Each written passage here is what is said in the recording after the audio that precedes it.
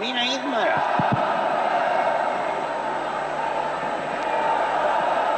بسم اللہ الرحمن الرحیم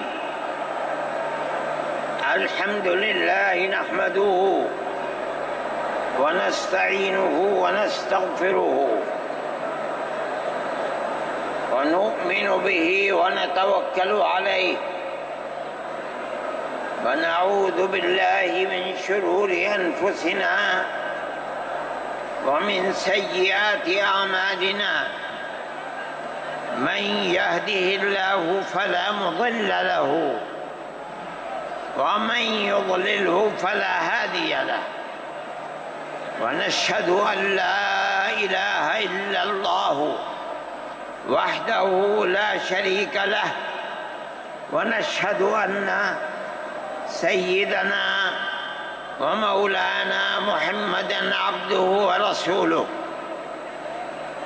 أما بعد مسلم پرسنل لا بورڈ کے صدر محترم نائیڈو صاحب کے نائب صدر اور ہمارے مہدی صاحب، دوسرے حضرات جو یہاں بیٹھے ہوئے ہیں، اور یہ جمع غفیر لاکھوں آدمی جو آئے ہیں جمعیت علماء کی دعوت پر، میں جمعیت علماء کے ان ورکرز اور آئے ہوئے مہمانوں کا دل کی گہرائیوں سے شکریہ ادا کرتا ہوں۔ جن لوگوں نے جمعیت علماء ہند کی دعوت پر اپنے احباب کو جمع کیا اور اپنے خرچ سے جمعیت علماء کا ایک پیسہ کیا پھوٹی کوڑی بھی نہیں لگی، آپ ہی لوگ کروڑوں روپیہ خرچ کر کے اپنی بسوں کا خود ہی انتظام کر کے یہاں تشریف لائے دعوت پر اور آ کر بیٹھے۔ جمعیت علماء ہند کے خدام کے دل میں اس کی بڑی قدر ہے۔ اللہ آپ حضرات کو اس کا بہتر بدلہ عطا فرمائے۔ میرے محترم بزرگوں، آج ہی کا مسئلہ یہ نہیں ہے۔ جمعیت علماء ہند کی ایک تاریخ ہے، اور ایسی تاریخ ہے اپنے اس ملک کے لیے جو کسی دوسری ہندو مسلم پارٹی کے پاس نہیں ہے۔ علماء نے اس ملک کی آزادی کے لیے، اگر آپ ان کی تاریخ کو پڑھیں گے تو آپ کو اندازہ ہوگا کہ ان کی اس ملک کی آزادی کے لیے قربانیاں 150 سالہ قربانیاں ہیں۔ کوئی اس ملک کے اندر ہندو مسلم ایسی پارٹی نہیں ہے جس کی تاریخ ایسی قربانیوں کی تاریخ ہو۔ حضرت شاہ عبدالعزیز صاحب محدث دہلوی نے 1803 میں آواز بلند کی تھی کہ ہمارا ملک غلام ہو گیا، اس غلام ملک کو آزاد کرانا اس ملک میں بسنے والے ہر مسلمان اور ہر شخص کا فرض ہے۔ کوئی مائی کا لال نہیں تھا جو انگریز کی طاقت کے سامنے آزادی ملک کا نعرہ بلند کر سکتا۔ ایک مسلمان عالم دین نے اسی دلی کے اندر اس نعرے کو بلند کیا، اس کی جائیداد قلق کر لی گئی، اس کے مدرسے کو دفن کر دیا گیا، اس کو دلی بدر کر دیا گیا۔ لیکن یہ مسلمان ایسے نہیں تھے جو کسی ملک کے پیسے یا اس کی سطوت اور اس کی طاقت کے سامنے سر جھکا دیتے۔ جو انہوں نے اپنا موقف اختیار کیا تھا پتھر کی چٹان کی طرح، اسی طرح اس موقف کے اوپر کھڑے رہے۔ سب سے پہلا جہاد سن 1932 کے اندر ہوا، ہندوستانی لوگ تو جانتے بھی نہیں، اور اس کے اندر لوگ مر گئے، ختم ہو گئے۔ شاہ عبدالعزیز صاحب کے رشتے کے، ان کے قریب، ان کی اولاد میں شاہ اسماعیل شہید اور رائے بریلی کے شاہ احمد شہید، دونوں کے دونوں ختم ہو گئے، شہید ہو گئے بالا کوٹ کے میدان میں۔ لیکن پیچھے نہیں ہٹے۔ وہ لوگ جو بچ کر آئے تھے سن 1857 میں پھر جہاد کر دیا، اور اس کے اندر صرف اسی دلی کے اندر 33,000 مسلمان شہید کیے گئے، اور لال قلعے سے لے کر جامع مسجد تک درختوں کے اوپر ان کی لاشوں کو لٹکا دیا گیا۔ یہ مسلمان کی تاریخ ہے، علماء کی تاریخ ہے۔ بتائیں کون ہے جس کی زندگی کے اندر یہ تاریخ مل سکتی ہے؟ میں کہتا ہوں، لاکھوں آدمی کے سامنے کہتا ہوں، کوئی مائی کا لال ہے جس نے اس ملک کی اس طرح خدمت کی ہو جس طرح مسلمان علماء نے خدمت کی ہے؟ میرے بھائی، جمعیت علماء انہی مجاہدین کی بنائی ہوئی جماعت ہے۔ ہم تو ان کے جوتے سیدھے کرنے والے ہیں۔ ہمارا کیا کام ہے؟ ایک ہی کام ہے کہ انہوں نے جو جمعیت کی بنیاد کے اندر ہندو مسلم اتحاد اور ملک کے ہر بسنے والے کو ایک پیغام دیا تھا پیار و محبت کا، ہم اسی پیغام کو لیے بیٹھے ہوئے ہیں۔ ہمارا کام صرف اتنا ہے۔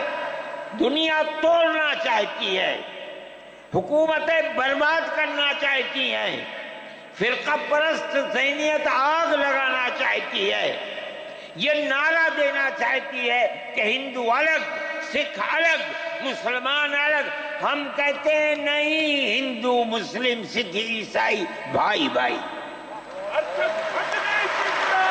یہ ہمارا پیغام نہیں ہے، ان بزرگوں کا پیغام ہے جنہوں نے پھانسیوں کے تختوں کو چوما، اپنے اس ملک کے لیے چوما ہے، اس کی آزادی کے لیے چوما ہے۔ اس ملک کے اندر یگانگت اتحاد جس کو آج آگ لگایا جا رہا ہے، ہمارے بزرگوں نے اسی اتحاد کے لیے اپنی قیمتی جانوں کو قربان کیا ہے، اور ان کا مقصد یہ تھا کہ ملک آزاد ہو جائے۔ حکومت ایسی بننی چاہیے جو حکومت سیکولر حکومت ہو، کسی کا حق نہ جائے۔ کانگریس اس لیے نہیں بنی تھی، یہ 1803 کی آواز ہے کہ ملک غلام ہو گیا، جہاد کرنا فرض ہے۔ کانگریس کا تو وجود بھی نہیں تھا۔ کانگریس تو 28 دسمبر 1985 کو بنی ہے، اور اس کا پہلا اجلاس بمبئی کے اندر ہوا ہے۔ آپ لوگ سمجھیں اس کو، کانگریس ملک کو آزاد کرانے کے لیے نہیں بنی تھی۔ کانگریس کی تجویز موجود ہے، وہ کہتے ہیں کہ ہندو مسلم ملک کے بسنے والوں کی اس جنگ و جدال سے دو جہاد سن 32 کا 1857 کا اس جہاد کے نتیجے میں جو برطانیہ کی حکومت اور ہندوستان کی حکومت میں دوری پیدا ہو گئی ہے، کانگریس کا مقصد تھا کہ اس دوری کو ختم کر دیا جائے، ملک کو اپنے گردن سے زنجیر غلامی کی نکال کر توڑ دیا جائے، کانگریس کا مقصد نہیں تھا۔ میں آپ سے کہتا ہوں یہ بات ہے اور کانگریس کی تجویز میں موجود ہے، کوئی اس کی تردید نہیں کر سکتا۔ کسی نے حضرت گنگوہی رحمت اللہ علیہ سے پوچھا کہ ایک جماعت بنی ہے جو ہندوؤں نے بنائی ہے انگریز کے ساتھ مل کر، کیا مسلمان اس جماعت میں شریک ہو سکتا ہے؟ حضرت نے فتویٰ دیا اور یہ کہا کہ جس طرح اپنے کاروبار میں ہندو مسلمان شریک ہو سکتا ہے، اسی طرح اس پارٹی کے اندر بھی ہندو مسلمان شریک ہو سکتا ہے، بشرطے کہ دین کو کوئی نقصان نہ پہنچے۔ اس فتوے کا نام ہے نصرت الابرار، جو پرانی یونین مکتبیں ہیں، لائبریریاں ہیں، یہ آج بھی وہاں موجود ہے۔ یہ صرف فتویٰ نہیں ہے، یہ اس لیے ہے کہ یہ اشارہ ہے کہ مسلمانوں کو کانگریس کے ساتھ شریک ہونا چاہیے اور کانگریس کے اس نظریے کو بدلنا چاہیے، کانگریس کے اندر مستقل غلامی کی زنجیر کو توڑنے کے لیے اور انگریز کے ساتھ جہاد کرنے کے لیے تیار کرنا چاہیے۔ مسلمان جوق در جوق اس کے اندر شریک ہوئے، کانگریس کے اس نظریے کو بدل دیا اور کانگریس کو ملک کی آزادی کے لیے کھڑا کر دیا۔ یہ مسلمان کا، علماء کا، جمعیت علماء کا کردار ہے۔ کوئی مانے نہ مانے، تاریخ میں لکھی ہوئی چیزیں ہیں، ہم سے پوچھے ہم وہ تاریخ کی لکھی ہوئی چیزیں لیں گے۔ ہماری تاریخ کو مٹا دیا گیا۔ وہ طبقہ جو آج ملک کے اندر اسلام اور مسلمانوں کو دفن کرنا چاہتا ہے، وہ ہماری تاریخ کو دفن کرنے کے اندر کامیاب ہو گیا، مگر ہم کہتے ہیں یہ ہماری تاریخ ہے۔ میرے بھائی، ملک اسی طرح چلتا رہا، جیسے جیسے آزادی قریب آتی رہی، جمعیت علماء ہند وہ تنہا ایک جماعت تھی جو برابر موتی لال نہرو، جواہر لال نہرو، گاندھی جی سے یہ بات کہتی رہی کہ ہمیں ضمانت دو، ہم 143 سال ہیں ہماری زندگی، جہاد کی زندگی، ہمیں یہ ضمانت دو کہ ملک آزاد ہوگا تو اس کا کردار سیکولر کردار ہوگا، دستور سیکولر دستور ہوگا، جس کے اندر ہندو، مسلمان، سکھ، پارسی، عیسائی ہر ایک کو اپنے مذہب کے ساتھ جینے کا حق ہوگا اور حکومت کا کوئی مذہب نہیں ہوگا۔ ہمارے پاس تجویزیں موجود ہیں، برابر ہمیں مفتی کفایت اللہ صاحب جو جمعیت علماء کے اس وقت صدر تھے، نام لے کر ان کے پاس موتی لال نہرو، گاندھی جی، یہ لوگ اپنی ورکنگ کمیٹیوں کی تجاویز بھیجتے ہیں، مفتی صاحب کرم فرما، مفتی صاحب یہ ہے کہ ہمارا ملک جب آزاد ہوگا ہم گارنٹی دیتے ہیں کہ ملک سیکولر ملک ہوگا۔ اس کا کیا مطلب ہے؟ ہمارا کردار، ہمارا مذہب، ہمارا وقت، ہر چیز آزاد رہے گا، مسلمان جس طرح چاہے گا اپنی زندگی گزارے گا، اپنے مذہب کو سینے سے لگا کر زندگی گزارے گا۔ میں یہ بات صرف ہوائی نہیں کہہ رہا ہوں، آپ غور سے اس تحریر کا ایک ایک لفظ سنیں۔ ہری پور ضلع سورت کا اجلاس عام جو 19، 20، 21 فروری 1938 میں 47 میں ملک آزاد ہوا، یہ اجلاس 1938 میں، اس سے بھی 9 سال پہلے، یعنی آج کے مقابلے میں 80 سال پہلے یہ اجلاس ہوا تھا۔ اس کے اندر تجویز دیکھیے آپ، ورکنگ کمیٹی نے 1937 میں اپنی کلکتے کی میٹنگ میں اقلیتوں کے حقوق پر جو تجویز پاس کی تھی اسے یہ کانگریس منظور کرتی ہے، اس وقت کی بات ہے، اور نئے سرے سے اعلان کرتی ہے کہ ہندوستان کی اقلیتوں کے تمدنی، مذہبی اور لسانی حقوق کی حفاظت کرنا کانگریس کا پہلا فرض اور بنیادی پالیسی ہے، تاکہ حکومت کی کسی بھی ایسی اسکیم میں جس میں کانگریس شریک ہو، اقلیتوں کو ترقی اور نشو و نما کا زیادہ سے زیادہ موقع مل سکے۔ آپ الفاظ پر غور کیجئے، اور وہ قوم کی سیاسی، اقتصادی اور کلچرل زندگی میں پورا حصہ لے سکے۔ اس کے بعد اس بنیاد پر مسلمانوں کو مطمئن رہنا چاہیے کہ آزاد ہندوستان کی حکومت میں ان کا مذہب، مذہبی فرائض، اذان، نماز، جمعہ، عید، روزہ، حج، زکوٰۃ، مذہبی تبلیغ، مساجد، مقابر، قربانی، مذہبی جلوس، مذہبی جلسے وغیرہ جملہ مذہبی رسوم اور مذہبی ادارے محفوظ ہوں گے، اور اسی طرح ان کی تہذیب و تمدن، ان کے تعلیمی ادارے، خانقاہیں، امام باڑے، عیدگاہیں، تکیے،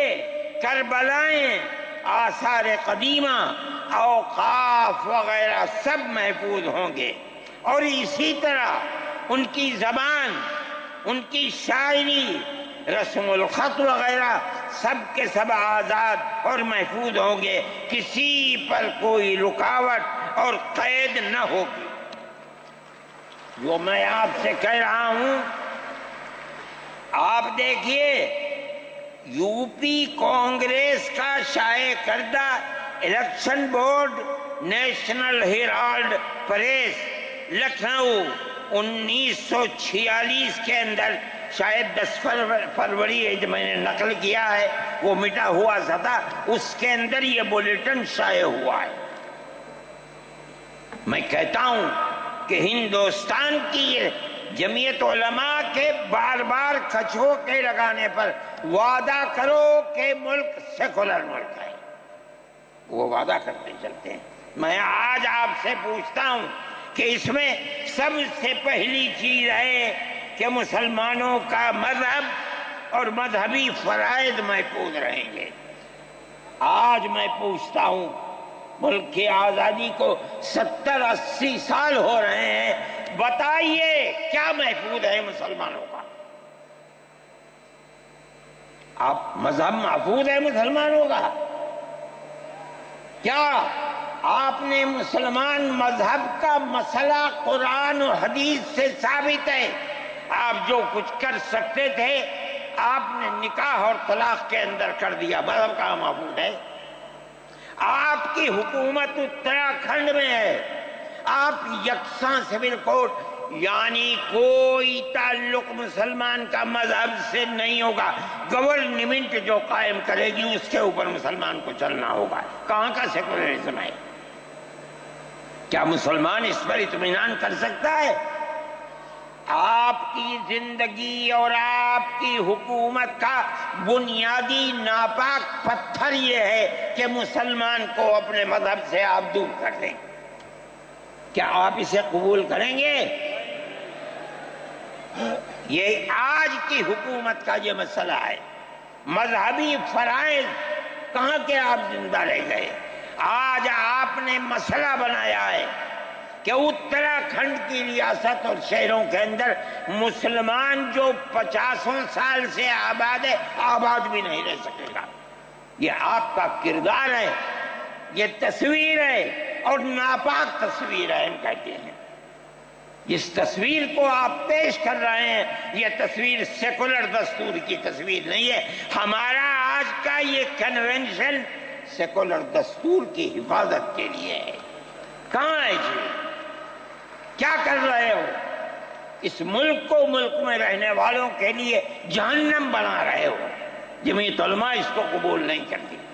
ہم تو کہہ رہے ہیں اس بات کو، کسی کی زبان اٹھتی ہو یا نہ اٹھتی ہو، لیکن ہم کہتے ہیں کہ جو ہو رہا ہے وہ ملک کو آگ لگانے کے لیے، دستور کو آگ لگانے کے لیے ہو رہا ہے۔ جمعیت علماء اسے قبول نہیں کرے گی۔ اگر جمعیت علماء نے اس بدترین حکومت جو یہ کہتی تھی کہ ہماری حکومت میں سورج نہیں ڈوبتا، جمعیت علماء نے کبھی اس کے سامنے سر نہیں جھکایا ہے، اس کے بعد ہم کس کے سامنے سر جھکائیں گے؟ ہمارا سر صرف ایک اللہ کے سامنے جھکتا ہے اور کسی کے سامنے نہیں جھکتا۔ میرے بھائی، آپ ایک اس کو لیتے ہیں، میں کہتا ہوں اے کیا بیٹھا، آپ کیا کہتے ہیں؟ اس کے اندر جہاں ہے وہاں اسی طریقے سے اوقاف وغیرہ سب محفوظ ہوں گے۔ اوقاف محفوظ ہیں، یہ آپ کے سامنے حضرت مولانا بیٹھے ہوئے ہیں، تقریر کی ہے۔ اوقاف کو ہڑپنا چاہتے ہیں۔ ہماری مسجدیں اسی دلی کے اندر 400 500 سال کی مسجدیں ہیں، جس میں جمعیت علماء کا دفتر بنا ہوا ہے، عبد النبی اکبر کے زمانے کی مسجد ہے۔ اور کتنی مسجدیں ہیں جن کے پاس اوقاف، اللہ اکبر، لاکھوں کروڑ کے اوقاف ہیں۔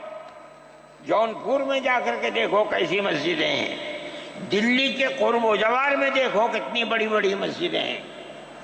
ہندوستان کا وہ طبقہ جو ان مساجد کے اوقاف کو ہڑپ کرنا چاہتا ہے، کہتا ہے اگر کسی وقف زمین یا مسجد یا کسی بھی چیز کے کاغذات وقف کے نہیں آئیں اس کو وقف نہیں مانا جائے گا۔